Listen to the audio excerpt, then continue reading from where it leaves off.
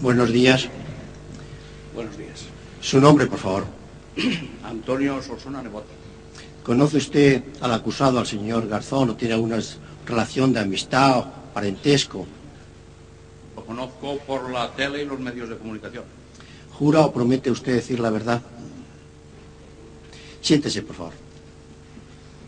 El señor letrado de la defensa puede interrogar. Con la venia de su señoría. Don Antonio, usted pertenece a la Asociación de la Memoria Histórica de Castellón.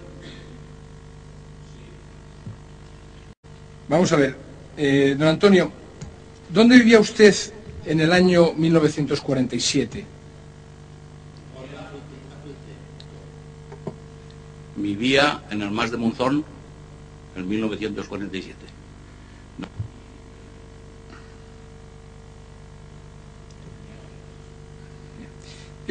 ¿Puede usted contar al tribunal qué le ocurrió a su padre en aquel año? Apriete el botón, por favor.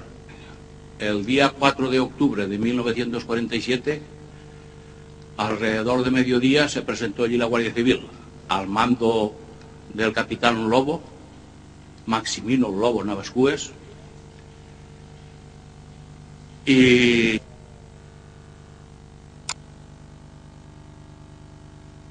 vecino de allí, de la Masía. ¿Cuál fue la razón por la cual le detuvieron? ¿La conoce usted? Así, perdón. No nos han dado nunca ningún comunicado oficial por la razón en la que se lo llevaron, desapareció. ¿Tenía su padre alguna relación con el maquis que operaba en aquella zona aquel año? Apriete, por favor, apriete. Una relación ninguna. Lo único que 3 o 4 veces vinieron allí y pidieron comida. ¿Vinieron los del maquis a casa de usted? Su padre le dio comida, alimentó a los del maquis, a los miembros del maquis. Apriete el botón. Poca o mucha les tuvo que dar. ¿No sabe usted si esa fue la razón por la cual detuvieron a su padre y al vecino? Supongo que sería por esa, no por otra. ¿Y sabe usted hoy qué es lo que le ocurrió a su padre y al vecino una vez que fueron llevados por la Guardia Civil? Por favor, cuando conteste, apriete el botón.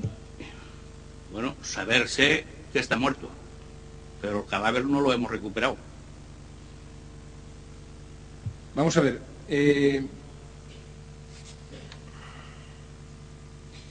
¿No es cierto que hay un atestado de la Guardia Civil donde se da cuenta de las circunstancias, o de la versión que da la Guardia Civil de las circunstancias de la muerte? ¿Usted no ha tenido acceso recientemente a un atestado de la Guardia Civil donde se explica cuáles fueron esas razones? A verlo lo hay, pero eso era la versión de ellos. ¿Y cuál es la versión de ellos? Apriete el botón, por favor. Pero que dicen que a las 6 de la mañana, llevándolos de la cárcel del cuartel de Vistabella a Castellón, que intentaron escaparse, pero testigos orales dicen otra cosa. Entonces le aplicaron lo que se llama la ley de fugas. Apriete el botón, por favor. Sí, sí. ¿Usted, su familia, ha podido constatar si la muerte está inscrita en el registro civil de la zona? El primer documento que tuve yo que testificaba la muerte de mi padre fue allá por los años 73 por hacer unas escrituras que la...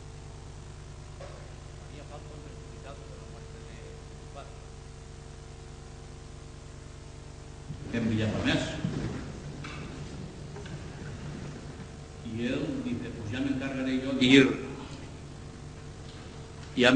yo de ir a pedir el certificado. A ver, ya me encargaré yo de ir a pedir a ver lo que sale. ¿Qué es lo que sale en el certificado?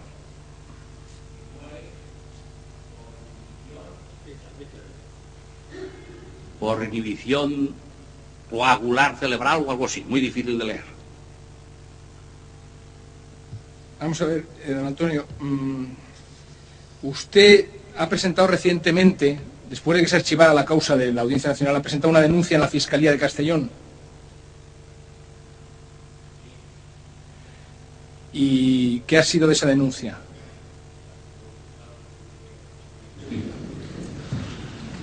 Tiempo que habían pasado. Sí. Y de que habían pasado, según la ley de 1932, no sé qué, decía que estaba prescrito y por lo tanto lo archivaba.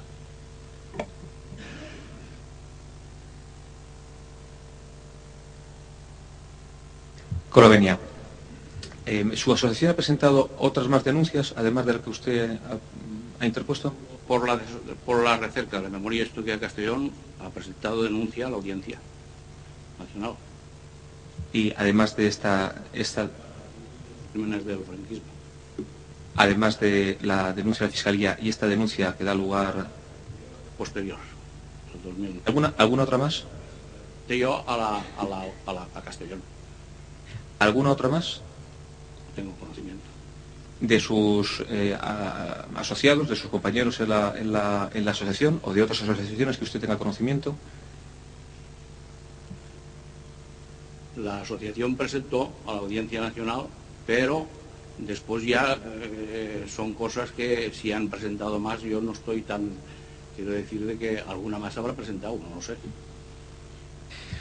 ¿Su asociación recibe subvenciones para el cumplimiento del objeto social? Puntuales, pocas. ¿Usted ha tenido oportunidad de hacer el seguimiento de este juicio a través de la televisión? Lo he seguido por los telediarios, nada más. No tengo más preguntas, señoría. Ninguna pregunta, señoría.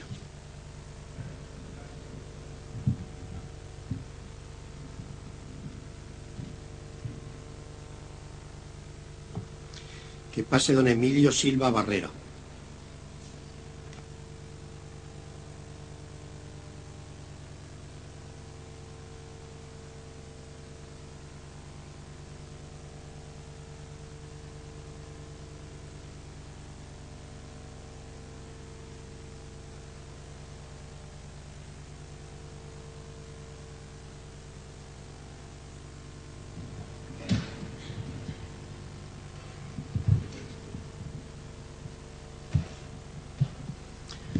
Buenos días. Hola, Su buenos nombre, días. por favor. Emilio Silva Barrera. ¿Conoce usted al acusado, al señor Garzón? ¿Tiene alguna relación de parentesco, amistad o enemistad? He saludado en un par de actos culturales. ¿Jura o promete usted decir la verdad? Prometo. Siéntese, por favor. Conteste a las preguntas del letrado de la defensa. Con la venia, su señoría. Don Emilio, ¿a qué asociación de la memoria histórica pertenece usted? A la Asociación para la Recuperación de la Memoria Histórica, que tiene implantación en todo el Estado. ¿Se personaron ustedes como perjudicados en la causa de la memoria histórica de la Audiencia Nacional? Nos personamos el 22 de septiembre del año 2008, cuando vimos que ahí se estaban empezando a ocurrir cosas. ¿Qué es lo que ustedes pretendían al personarse como perjudicados en esa causa? Bueno, nosotros somos una asociación que entonces llevaba 8 años ayudando a localizar desaparecidos y pues queríamos justicia para esas familias. ¿Es usted víctima directa o familiar de...? Yo soy nieto de un desaparecido que durante 64 años estuvo en una cuneta hasta el 18 de octubre del año 2000. Mi familia siempre pensó que estaba en una montaña a las afueras de Ponferrada, en León, pero estaba en un pueblo que se llama Prianza del Bierzo y después de exhumarlo fue identificado por una prueba de ADN. ¿La exhumación de su abuelo se produjo con la de otros restos humanos, otros cuerpos? Era una fosa donde había 13 personas. La exhumación se hizo en 2 fines de semana con un grupo de arqueólogos y forenses y todavía no conocemos la identidad de todos ellos, no hemos conseguido averiguar quiénes son. Hay un grupo de personas que están enterradas en un nicho en el cementerio de Villalibre de la jurisdicción, que es un pueblo cercano a donde estaba la fosa, que están enterradas individualizadamente con un informe osteológico y esperando que aparezca alguien que las reclame, pero no sabemos quiénes son. Parece que ustedes en su asociación han sido pioneros en esto de exhumar restos de víctimas de la guerra civil. ¿Podría usted explicar cómo se produce, cómo se origina esta actividad? Bueno, en mi caso yo soy nieto de un desaparecido y por una casualidad encontré el lugar donde estaba la fosa, donde presumiblemente estaba él, gracias a un amigo de mi padre de hace muchos años. Y en principio yo iba buscando la solución a un problema familiar. Yo quería, mi abuela había muerto 2 años antes, mi abuela era una mujer que, como muchas de esas abuelas, yo nunca en 33 años que yo tenía cuando ella murió, jamás le oí nombrar a mi abuelo por el miedo que tenía.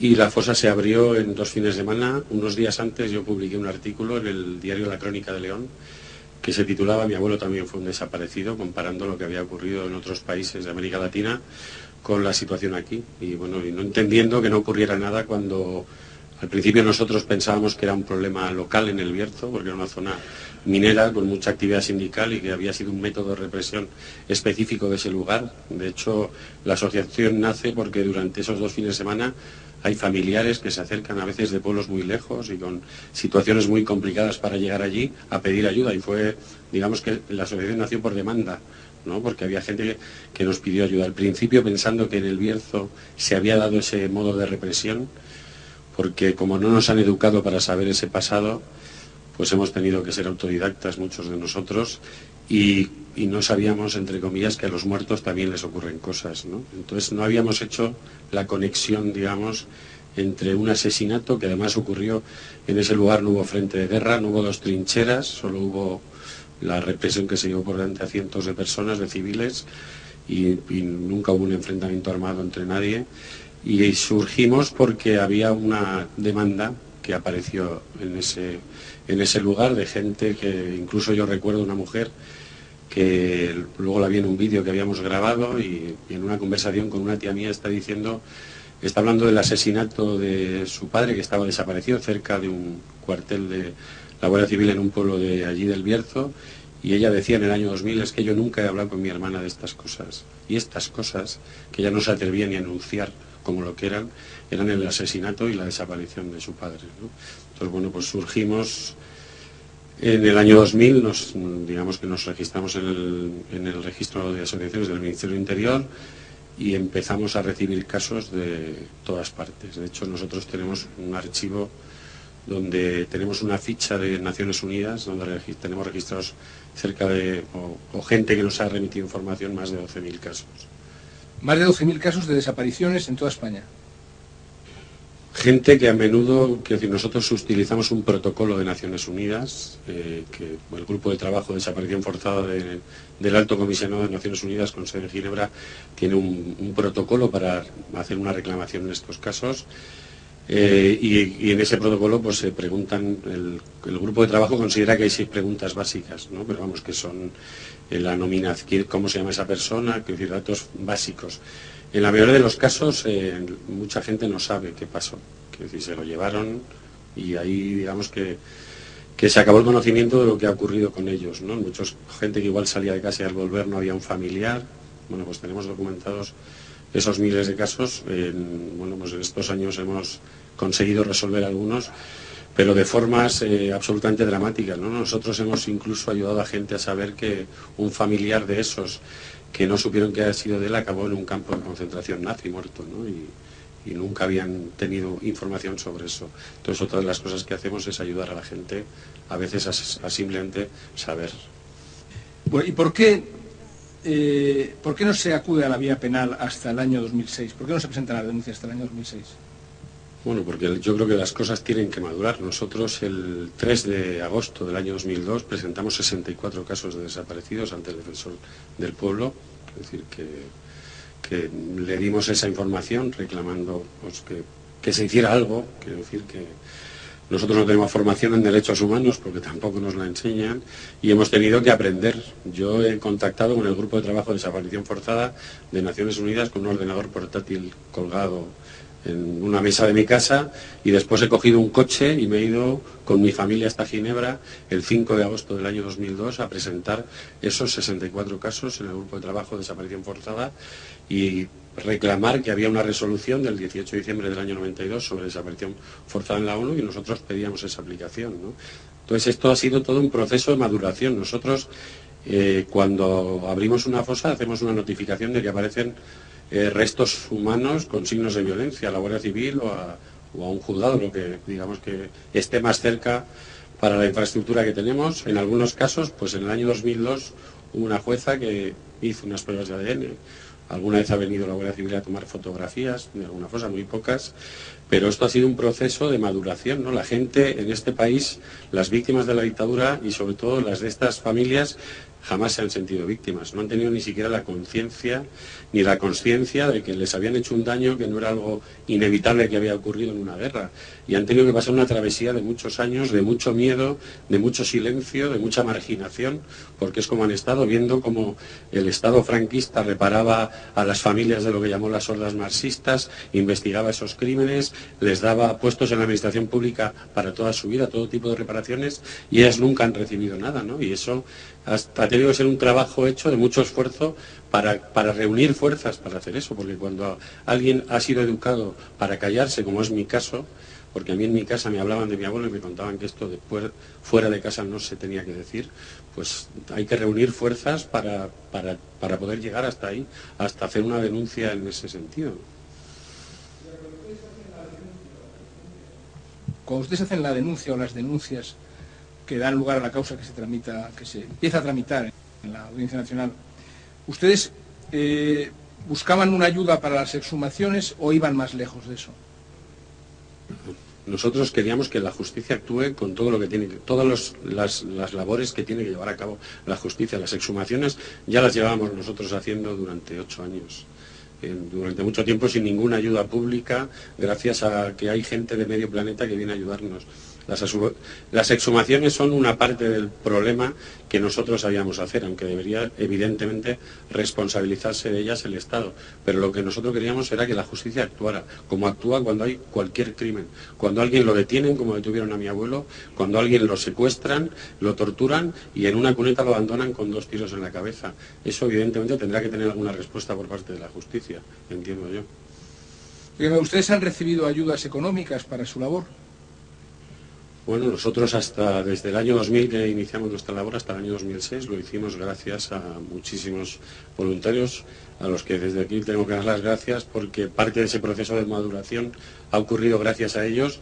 Gente que ha venido de Japón, de medio mundo, a ayudarnos porque ha entendido que ahí estaba ocurriendo algo que era importante para la humanidad, porque estamos haciendo una lucha por... Pero mi pregunta es si a partir de la ley de la memoria histórica ustedes reciben ayudas económicas para su labor. Perdón, sí, desde el año 2006 nosotros presentamos un número de exhumaciones y tenemos una subvención a la que seguimos teniendo que acompañar de un montón de voluntarios. ¿Usted explicar someramente a qué se destina el importe de esas subvenciones? Pues eso, quiero decir, nosotros presentamos un proyecto donde hay unas familias que nos piden ayuda para localizar una fosa, y eso se destina pues desde las máquinas que operan hasta pagar cuando podemos a algunas de las personas, que son la minoría de las que están trabajando en una exhumación. Luego eso tiene un procedimiento, en algunos casos son para pruebas de ADN, para estudios de los restos. Quiero decir, y hay un montón de labores asociadas a eso que no están subvencionadas, porque hay que ir a archivos a hablar con mucha gente, pero Perdón, ¿ustedes utilizan también profesionales en esa labor de exhumación y reconocimiento de los restos? Desde el año 2000, la fosa primera que sumamos, en ella había un médico forense, 4 arqueólogos, una bióloga, una antropóloga física, y los equipos evidentemente que llevamos son gente que tiene experiencia, profesionalidad y capacidad para hacer esas exhumaciones individualizadamente y con todo el rigor científico que se pueden llevar a cabo.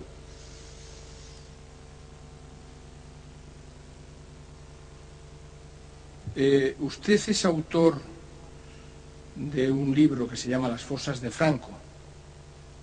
Sí, es un libro del que soy coautor junto a Santiago Macías.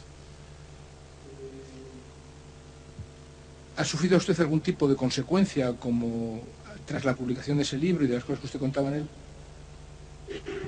Bueno, hemos tenido un par de denuncias por contar y citar un expediente militar y por recoger la opinión de un familiar en el texto, y una de ellas llegó hasta el Tribunal Supremo, que falló a nuestro favor. Después de que se archivara la causa o de que se declarara incompetente la Audiencia Nacional para tramitar la causa de la memoria histórica, ¿ustedes han tomado alguna iniciativa de denunciar esto ante otro foro o algo parecido? Nosotros hemos seguido haciendo exhumaciones, la última hace 2 meses en un pueblo de Sevilla.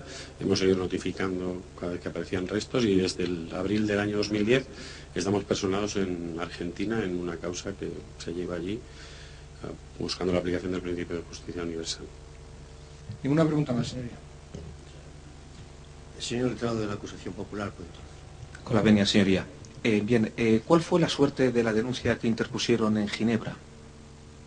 Bueno, en el caso de Ginebra se nos admitieron 2 casos que fueron reclamados, forman parte del informe de desaparición forzada, donde apareció por primera vez España, en el que se publicó en el año 2003. ¿Se abrieron diligencias por aplicación del principio de justicia universal por algún juzgado suizo o por alguna instancia de carácter internacional jurisdiccional? No, el Grupo de Trabajo de Desaparición Forzada lo que puede hacer es reclamarle al Gobierno español la aplicación de una resolución que es, no sé si es bueno, no voy a decir el número, pero es una resolución aprobada por Naciones Unidas el 18 de diciembre del año 1992, que dice que el Estado debe intervenir en estos casos, incluso sin que fuera necesaria una denuncia, y en este caso era el Estado español el que tenía que responder por los 2 casos, que uno años después se encontró, pero que no ha habido respuesta por parte del Gobierno. Bien, el requerimiento, por lo tanto, entiendo, por lo que usted está diciendo, es que el Estado tenía que hacer lo posible por encontrar esos cuerpos sin que entendiera el comité al que usted se dirigió que hubiese que abrir diligencias criminales. No, eso está bien. Esto está bien descrito en esa resolución de Naciones Unidas. El Estado, que tiene 3 poderes y se refiere a todo el Estado, pero tiene un poder, que es el Poder Judicial, y esa resolución habla claramente de cómo se deben perseguir estos crímenes, como se deben perseguir otros crímenes. En cuanto a las denuncias del Defensor del Pueblo, ¿qué resolución dicta? Bueno, él hace una recomendación publicada en su informe en el año 2003, donde habla de que lo que cita es que una asociación le ha llevado estos casos y más que nada hace como una especie de pregunta, ¿no?, de qué hay que hacer con ellos. ¿Qué se le contesta? ¿Tiene usted conocimiento? Bueno, lo que se le contesta es lo que no ha ocurrido con estos desaparecidos en todos estos años. Eso es una suposición de usted. Yo me refiero, ¿usted le consta que ante esa interpelación que viene a realizar el Defensor del Pueblo hay una contestación por parte del órgano correspondiente? Que no sabemos cuál es. A ver, el informe del Defensor del Pueblo se presenta en el Congreso, y es decir, el informe él hace una valoración de cosas que han ocurrido y que han sido denunciadas ante la Oficina del Defensor del Pueblo, y la respuesta del Estado es que si considera que algunas son pertinentes las resuelve y otras no. Y esta, por ahora, no está resuelta. Usted ha referido que en alguna ocasión el juez de instrucción ha ido a inspeccionar alguna fosa, algún cadáver. Bueno, en 2 ocasiones han visitado una fosa, como creo que dice la ley, que cuando aparecen restos humanos se tiene que personar allí. ¿Cuál fue la suerte de la instrucción judicial? Pues en 3 ocasiones se han hecho pruebas de ADN, en 2 con visita de las autoridades, porque a veces lo que va es la policía judicial, y ahí se ha detenido esto. Quiero decir, nosotros cumplimos con un deber, que es notificarlo. O sea, ¿le consta a usted que todas esas diligencias se archivaban?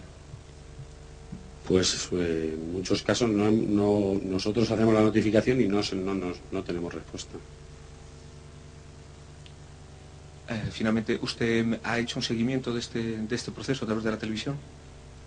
De este proceso aquí, bueno, no puedo cerrar los ojos a los medios de comunicación. No hay más preguntas, señoría.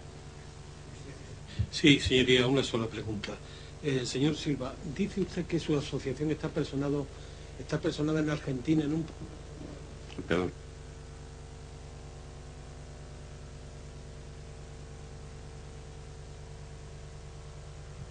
Bueno, nosotros lo que hemos hecho, dentro de ese todo el proceso de maduración y de aprender que teníamos algo que defender ante un tribunal, y es el hecho de que nos han causado un daño, aquí tenemos una serie de derechos asociados a ese daño por parte de la justicia, pues nosotros hemos acudido allí buscando una puerta. Lo que queremos es justicia y, bueno, pues tenemos cosas que ocurrieron en España en el año 98, por ejemplo, y los casos que hubo aquí en la Audiencia Nacional con respecto al principio de justicia universal, y entendemos que eso puede ser bidireccional, y lo que hemos ido allí es aportar la información que tenemos para solicitar que si desde allí se puede cumplir esa justicia y tenemos nuestros derechos garantizados, pues tenemos que tratar de obtener esa oportunidad. En ese proceso argentino lo que se están investigando son hechos ocurridos en España, en el periodo de la Guerra Civil. En ese proceso se están, por ahora, las medidas que digamos que ha tomado la jueza a la que le ha correspondido, está investigando hechos ocurridos en España desde el 17 de julio de 1936 hasta el año 77. En virtud del principio de justicia universal. Bueno, nosotros entendemos que igual que en España se ha aplicado ese principio a casos de diferentes países, pues en la Constitución argentina y en su legislación está reconocido ese principio y entendemos que si tiene que ser una jueza argentina la que asuma la responsabilidad de investigar estos crímenes, pues es lo que nosotros queremos.